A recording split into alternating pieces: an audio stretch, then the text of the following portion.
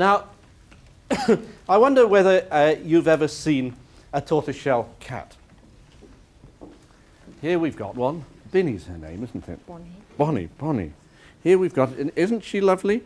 Isn't she lovely? And she's a very good cat. She's been waiting all day for this.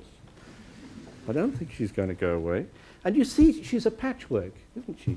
She's a patchwork of black and yellow.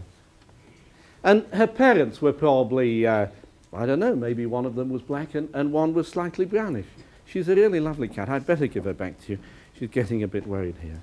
There's a patchwork there of both types of colours of fur. And you can have patchwork mice too. Bill, let's have a look at these patchwork mice.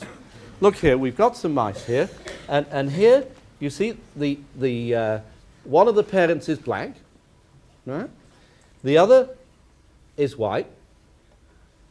And here, we've got the offspring. Look, do you see that a patchwork? Can you see that? Both of them. Both of them are a patchwork of black and white fur. They're a patchwork just like the cat, the tortoiseshell cat. The tortoiseshell cat's a female. And these are females. They're always patchwork females, not patchwork males. Now, why do you think that is?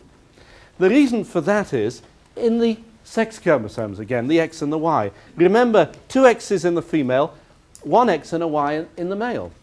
And you see, the Y is a little chromosome. It only determines sex, basically, whether you're a male.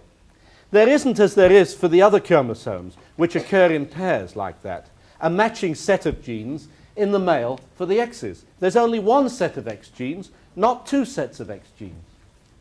Now, nature doesn't like that sort of imbalance. Nature tries to arrange it so that the number of active X chromosomes, the number that are at work in every cell, is the same.